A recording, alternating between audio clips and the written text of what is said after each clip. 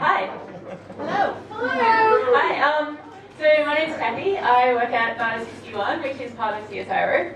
And the project that I'm working on at the moment is called Coviu, and Coviu is a web application that uses WebRTC under the hood to allow you to make video calls, and you can also share data in your call. You can have like some live data interaction with people on the other end. So apologies to Sharky, I kind of changed the name of my talk. The reason why though is because WebRTC is really cool technology. Hands up who's had anything to do with WebRTC, if you've tried it out or if you go. Okay, so like a couple of people, but not loads. So WebRTC is awesome, and there are a lot of cool libraries and kind of how-tos and stuff that will get you up and running really quickly to do, you know, a basic WebRTC app, so you can see a video call happening, maybe you can do some basic chat and stuff.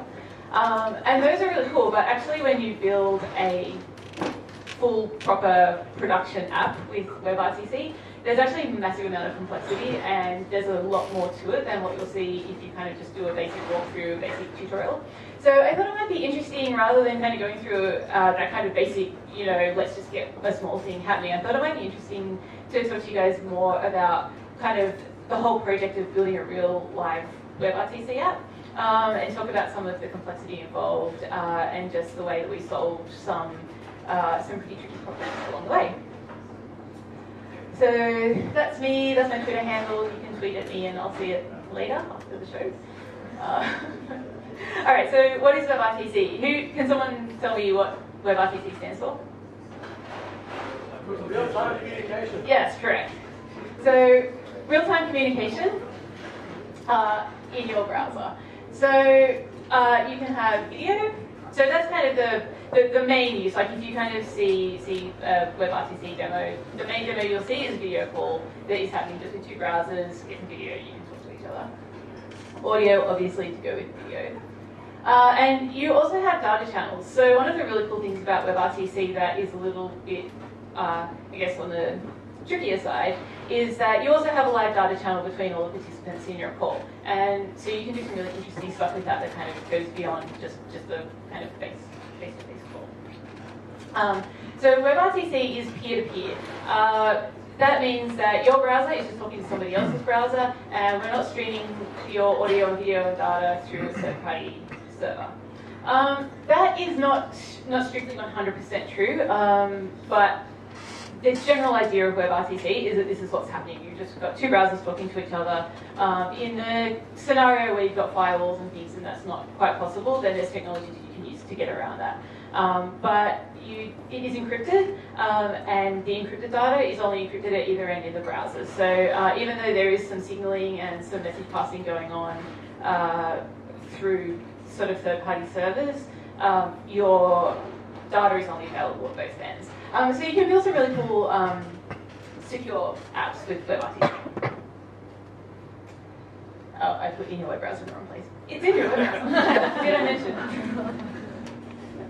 All right. So I'm not going to go through kind of the Hello World demo because you've probably seen that before, and it's something you can do on your own anyway. There are some really awesome open source libraries to help you. Rtc.io is the one that my team works on. And also Damon, is Damon here? Yeah, no. Okay, well, Damon does a lot of work on it. Well, he did a lot of work on that as well.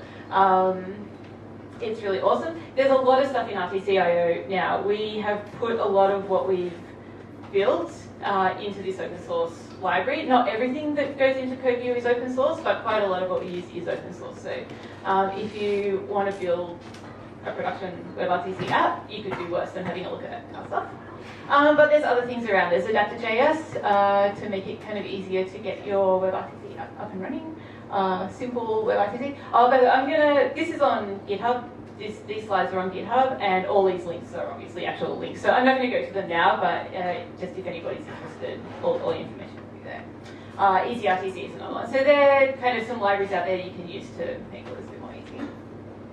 Also basic tutorials and demos. Rtc.io, we have some. The WebRTC project has a bunch of demos.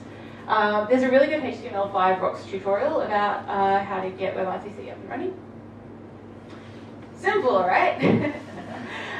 So not so much. Okay, so far we've kind of talked about how we've got video, audio, and data. We've got two browsers talking to each other, and that's really cool. And using the libraries that you just saw, you could go and put together kind of a demo out fairly quickly where you would see something happening. You know, you and your colleague next door could start a video call, and you'd be like, "Ah, this is cool. I built a WebRTC app." But when you actually need to build a production app where people anywhere in the world need to actually be able to talk to each other, a bit more complexity comes into it. So, managing connections. So, the core of your connection is the RTCP connection object, and that is kind of the core in your browser that knows all about the call, it knows about the other people in the call, it knows what kind of video they're trying to send, and the codec it's using, it knows stuff about their network. Basically everything that your browser knows about the other people in the call is in there. SDP is Session Description Protocol. That's a protocol that kind of lets the browsers know the information they need to know about the other peers. So, and it's usually via WebSocket. So the first level of getting browsers to talk to each other in the real world is to get a signaling server happening. Usually that will use WebSockets to talk to the two browsers and set up SDP, and then from there the two browsers can talk to each other because they've got the information they need to know. ICE is sort of the overall method by which all this communication happens. This is the interactive connectivity establishment. And basically you'll get ICE candidates, which are candidates to let your browser say, yes, I've got some information from another browser, and it's going to tell me how to connect to it. Stun server, so these are kind of the servers that you now need to actually get your connection happening. So Stun server basically gets you around NAT. So unless you're talking to your colleague who's sitting next to you on the same network, it's highly likely that your two people in the call are both behind a NAT, and therefore like their browsers can't just go, oh, I know this physical address, and the other browser goes, I know this physical address. Like they've got to have some way to meet up. So Stun server basically lets those two browsers know where each other is and allows them to pass messages directly between them. So if you don't have any firewalls involved, Stun will basically get you as far as two browsers talking to each other without having to each kind of be directly connected on the same network. But obviously most people are behind firewalls. So to get around firewalls, you need Turn. What Turn does is actually pretends to be the two browsers so that you can forward the messages on. So when we said before that WebRTC is peer-to-peer, it is still peer-to-peer in that those two peers are talking to each other directly, and the server in the middle is not like decoding or streaming their actual video. But we do need some servers in the middle to say, okay, I know where this browser is, and I know where that browser is, so I'm going to kind of be the intermediary between those two sets of messages. So that's kind of an overall view of how like the networking side of WebRTC works. And this is all quite complicated. So these are the kind of things that you would need to know more about, especially if, you know, from the JavaScript point of view. Like, I'm a front-end developer, so I work on this app, on the JavaScript front end of this app. So like all this stuff is super interesting to me, but I don't know really that much about networking. So for me, this stuff is like quite new. But it's really interesting, and it's crucial to know if you are going to actually build an application in the real world that uses WebRTC. You need to have some idea about how these things work, or find someone who does. Or you can use some open source libraries. So we have one. We have a signaling and switchboard library that are open source.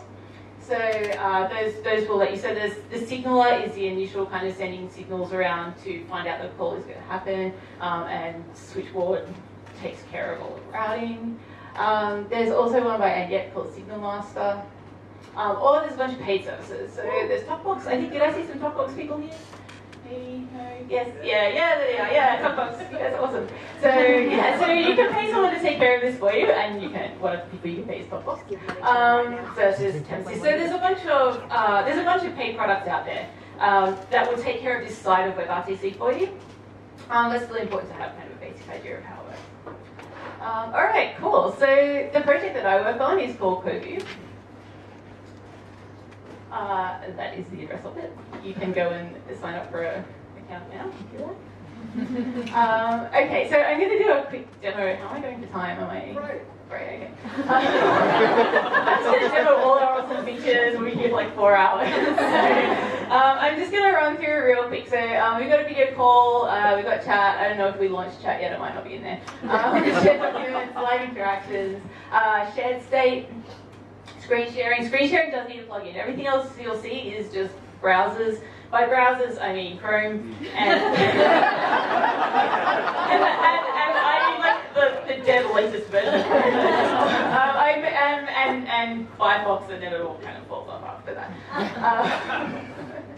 And switching cameras, which interestingly, some of these features were really difficult to do, and you wouldn't think they would be, right? You think, well, I've got one camera, why can't I switch to my other camera? Let me tell you all about it. So we won't talk about that. I'm just going to switch over to, okay, how do I get out of this now? Safety. Okay, this might look a bit bizarre. This looks totally bizarre, but we'll see how it works. Okay.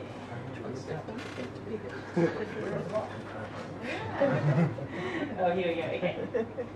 So this is just, I won't go over the whole kind of setup of our app because there's too much to talk about just in the WebRTC part. So pretty much what you're looking at here is JavaScript single page app that does all your WebRTC call stuff. We have a bunch of other stuff that's in Node and is kind of more like a normal website that handles things like logging in and so forth, but this is the part that actually does the call. So,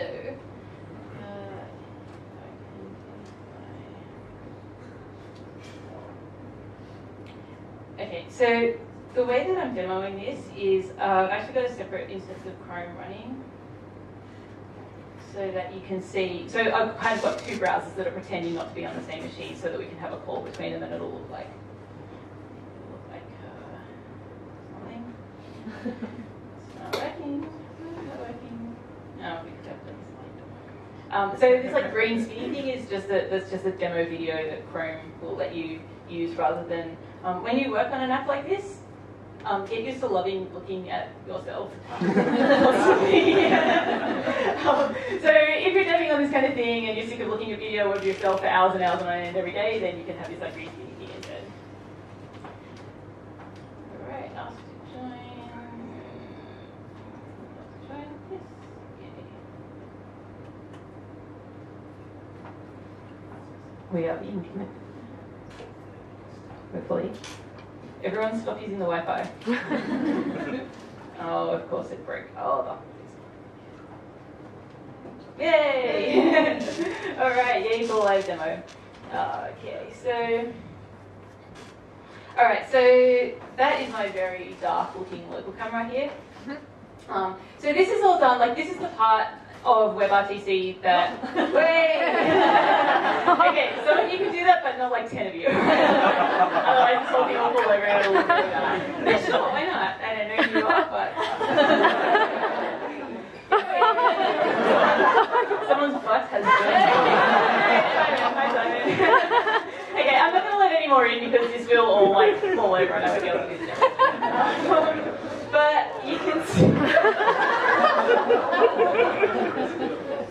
Oh my god. Awesome. Okay, so what you can see here, this is the first standard part of WebRTC, which you will be able to do with a, your kind of hello world application, is get a couple of video people talking to each other. Alright, some cooler stuff that we did that maybe is a little bit more work is, I'm just going to add something here. So we can share cameras and we can have multiple cameras as well. So multiple cameras in WebRTC is actually not super easy to do. When you do a... yes, everyone say hi. So when you do get user media, which is the call that kind of says go and get my video and audio, you get your default video and audio. If you want to know about stuff that is not default, then there's actually quite a lot involved in getting the browser to tell you what cameras are there, what microphones are there, and actually being able to switch them and get around browsers wanting to kind of ask people if it's alright if they use it. So there's a bit of complexity there. But we can add a shared camera as well. So I can share my camera in here, and there you guys all are. Another cool thing that we can do is we can annotate this. So in real time. So if I kind of do some drawing here, hello, smiley face, and we'll see it at the other end. Okay, so all this data stuff that's going on is done using data channels. This uses a cool project called Shared Cursor. And Shared Cursor allows us to draw on one screen and then basically take all that coordinate data and stream it over a data channel and then put it back together at the other end and have it come up with like annotations. Another cool thing that we can do is we can share documents. I don't know what documents I didn't plan this very well. I don't know if I've got a document here. But we can share PDF documents as well. So we can do the same thing with PDF.js, where we load a PDF in here. Let's just see what I've got. I'll probably have something like an electricity bill or something. So something like really exciting that you don't want to see. It's just, I don't even know what any of this is. Oh, you can see the plans to my house. There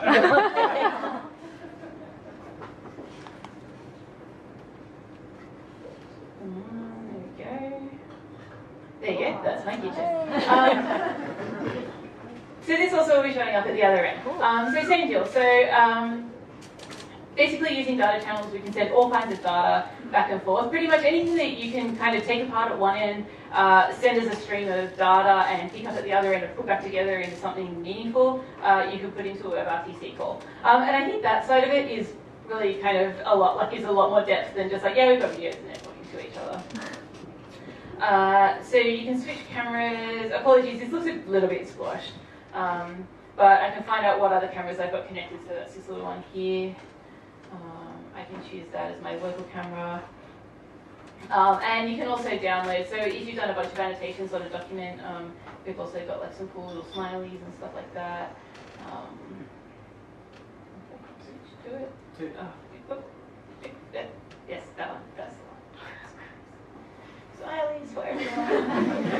Okay, so all of this stuff is being shared back and forth across data channel. Pretty much anything you can think of that you can send as data, you can do this with. Alright. Where did my presentation go? Oh, there it is.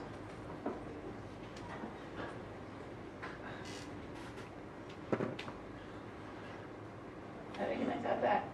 First step. Come on.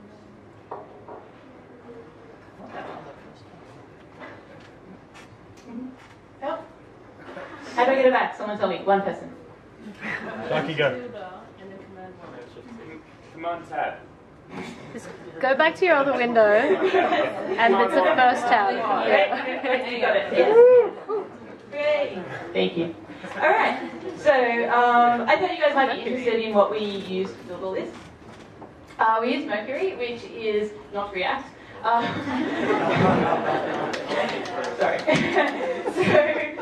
So Mercury uses observables, and it kind of has its own front-end framework that's very much in the vein of sort of trying to be a bit more functional programming style. I like it. I think it's really cool. We really enjoyed using it. It's not as easy to use as React, but you do end up with a lot of clean code, so that's something interesting people might want to look into. RTC.io, obviously, so that's our open source libraries that we're contributing to. About 1 million NPM modules, so like all the stuff I just showed you is kind of like WebRTC plus data channels plus whatever plugins we could find to make a browser do the things we wanted it to do. And also a lot of back-end infrastructure. So all that stuff I spoke about before about Turn and Stun and Ice, there's actually a lot going on in the background of an app like this to let you have some security around who can get into calls, making sure that the only people that are logged in are actually in the call and only able to get data and all that kind of stuff. So there's a lot that goes on behind the scenes. It's not just kind of cool front end. And we're adding in React because everyone else does it, so we're sure. So some major challenges, representing synchronous data, because obviously all the data that goes back and forth on your data channel and all the data about your peers is synchronous. Okay, so you can't just kind of show it whenever, it has to all be shown in order. And we have a cool thing called Observe Media Stream, which basically takes a media stream and maps it to an observable. That's an open source library that you can check out. Replicating data between peers, so not just kind of representing the data to one end of the call, but making sure that everybody in the call has the same set of data.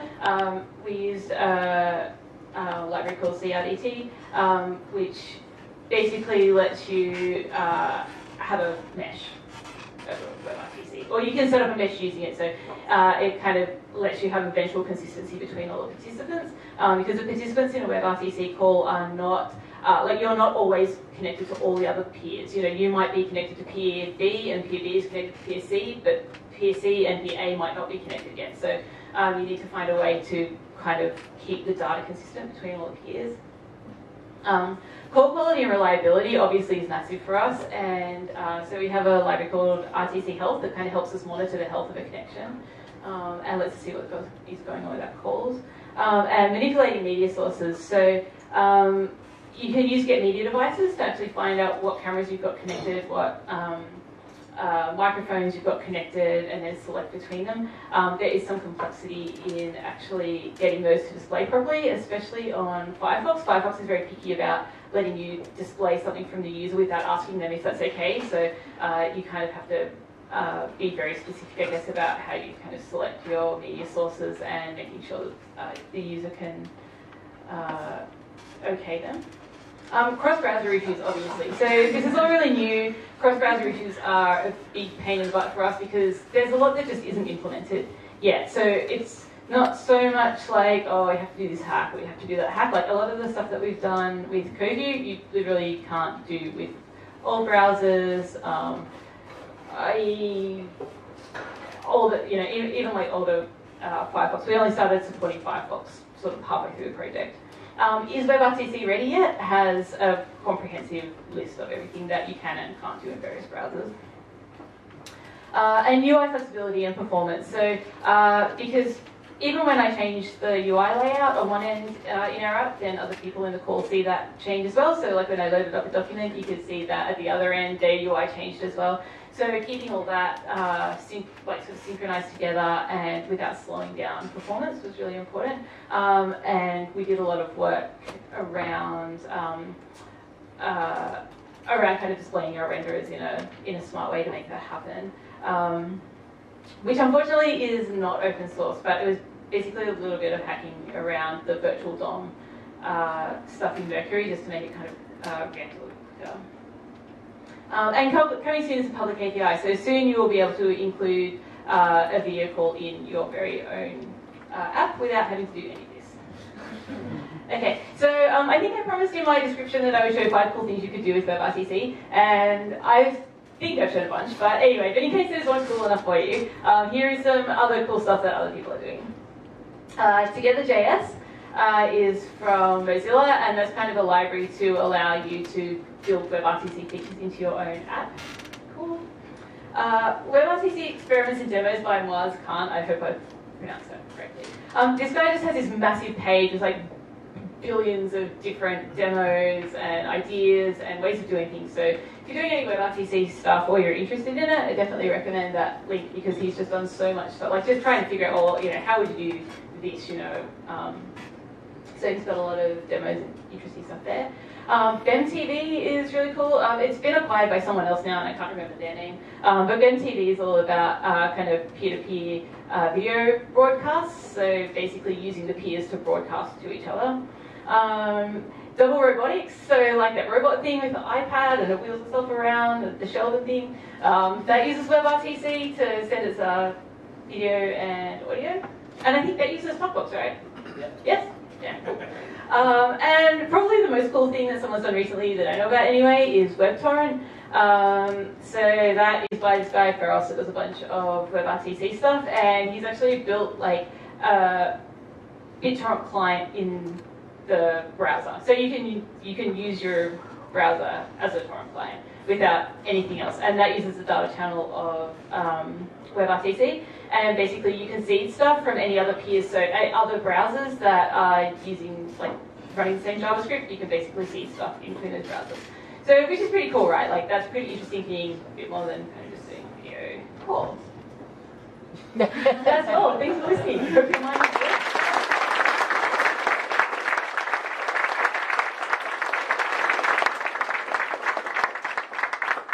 I can take one question. One really good one. Go in the green. Is it a good one? Change with ORTC. Sorry? Does any of this change with ORTC? What's ORTC? Someone else with a question. I'm the first to admit that I don't know everything or even most of the stuff about WebRTC. So working on this has been really interesting for me, and there's a lot of WebRTC stuff out there that I don't know about. So, are you going to educate us? No, but I'm going to ask you a different question. Okay. All right, I'll take your question.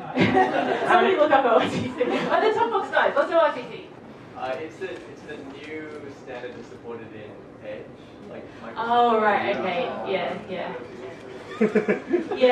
How does it? Yeah. So I know what you're talking about. Now you know that was the name of it. Yeah. So I mean, it's the same idea of what you talked about, but This works more slowly. it's more the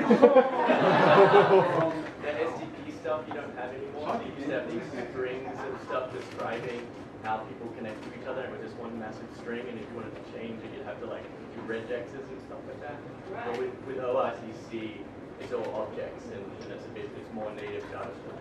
Okay, right, cool. So in case you didn't hear that, it's maybe better because it's simpler for SDP.